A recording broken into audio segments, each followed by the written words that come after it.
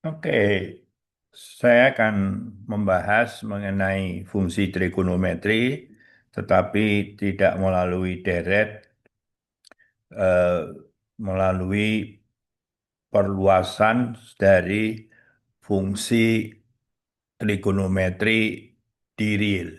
Ya. Jadi kita mulai.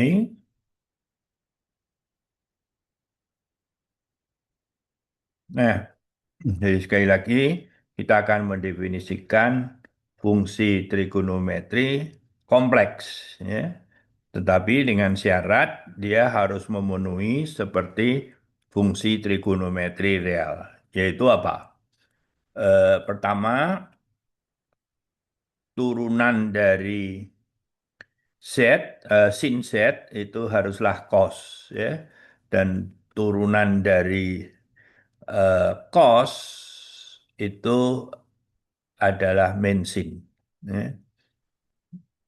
Nah, kita bisa saja, eh, oh ya ini khususnya kalau setnya sama dengan X atau bilangan real saja, maka eh, fungsi itu harus kembali ke fungsi yang sudah dikenal di trigonometri real. Nah, eh, kita dapat menggunakan dengan cara terdahulu, ya. Jadi seperti fungsi eksponensial, kita cari bagian realnya, kita cari bagian imajinernya yang harus memenuhi sesuatu. Tetapi kita akan menggunakan dengan cara lain, ya. Nah, kita ingin cara lebih langsung karena beberapa kita sudah mengenal eh, sinus cos X itu muncul dalam rumus Euler. Apa itu rumus Euler? Yaitu E pangkat IX itu adalah cosinus X plus I sin X, ya. Jadi kita lihat bahwa sifatnya ini sama persis dengan ini, oleh karena itu boleh saya tulis begini.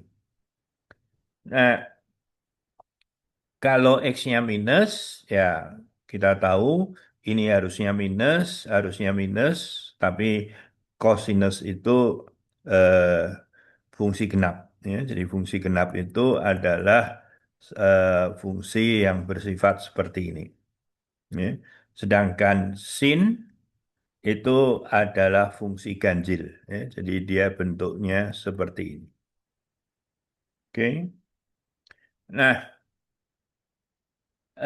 dengan demikian, kalau kita cari harga sinus X dinyatakan dalam bilangan kompleks itu memenuhi bentuk ini, ya. Jadi eh, ini dikurangkan saja, maka akan diperoleh ini. Dan kemudian kalau dijumlahkan, maka akan diperoleh begini. Tentu saja harus ada bagi dua, ya. Jadi ini adalah eh, bentuk dasar bagaimana kita akan memperkenalkan fungsi sin X dan cos X. Jadi ini definisi yang lalu tadi, ya, yang terakhir. Nah, untuk kompleks kita ganti saja X itu dengan bilangan kompleks, ya. Jadi diperluas untuk variabel kompleks, ya X-nya diganti dengan Z, ya, semua X ini. Ya. Jadi semua X, ya, perhatikan ini. Jadi kita akan punya definisi sinus Z seperti ini, fungsi dan cosinus Z seperti ini. Kita tahu, ya, kalau Anda lupa mana yang main negatif, mana yang positif, sinus itu selalu fungsi ganjil, ya. Oleh karena itu, kalau saya ganti dengan minus X, begitu, sin min X sama dengan E min IX min min I min X jadi plus X per 2I. Ya, jadi kalau diganti minus, ini akan jadi min sin X. Ya. Nah, kosinus itu fungsi genap. Ya. Kalau ditukar-tukar juga tidak masalah. Oke, lanjut. Jadi ini definisinya. Ya. Perhatikan bahwa di sini ada dua i ya. Ini juga harusnya ada dua i. Cos X tidak ya.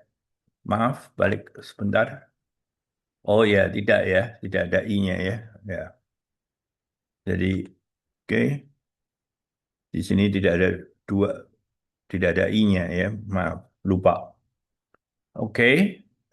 Jadi saya tidak pernah mengingat langsung bentuk ini langsung ya, tapi saya hanya mengingat bentuk yang paling sederhana saja yaitu EIX sama dengan cos X plus I sin X. Dan kemudian saya mencari bentuk itu kembali.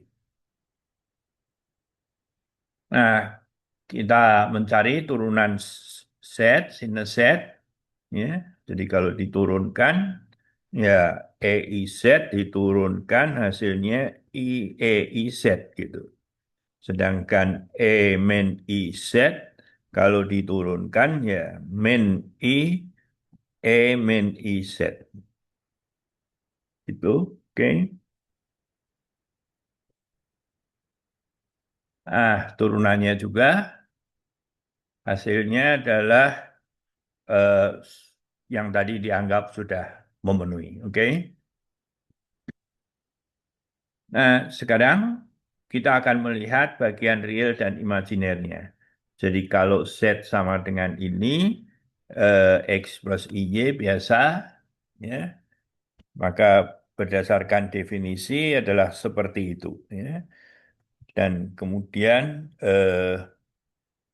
EIZ itu bisa ditulis begini, menjadi begini, dan ini menurut fungsi eksponensial, dia menjadi bagian real, dan ini bagian imajinernya dari sini. EIZ begitu, kemudian kita jumlahkan, kurangkan, seperti halnya definisi dari ini. Jadi sinus Z itu minus, ya. Kemudian hasilnya tinggal dicek saja, oke, ya, tinggal dicek. Nah, kelompokkan, ya, cos X, oke. Jadi ini ada di sini ya. Jadi sudah cocok, ya, sin X, ya. Nah, dengan demikian kita bisa melihat bahwa eh, setelah diperoleh bentuk ini, oh ini yang tadi pada slide sebelumnya, maka kita akan melihat bahwa sinus Z itu adalah sinus X kali ini ya, ini I-nya hilang, jadi seperti ini, cosinus X kali ada minus, tidak ada I-nya.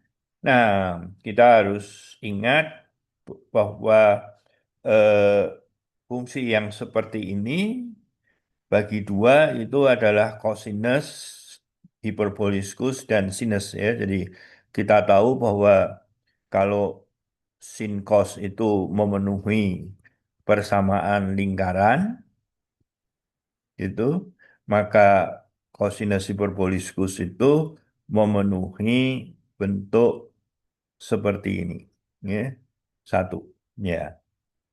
Nah, definisinya adalah bentuk ini mungkin Anda sudah mengenal di kalkulus.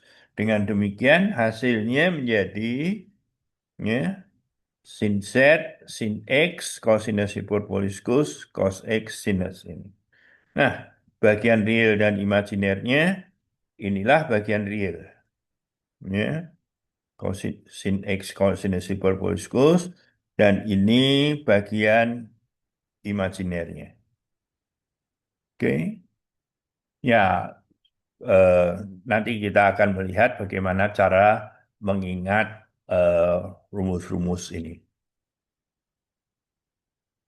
Jadi sekali lagi dari definisi fungsi sinus kita akan mencari modulusnya dan argumennya ya.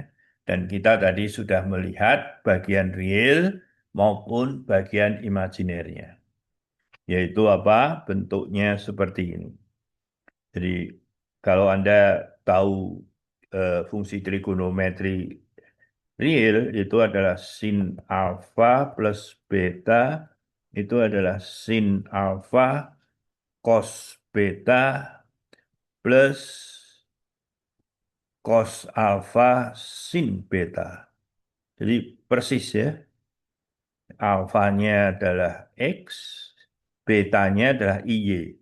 Hanya ini bisa keluar nanti.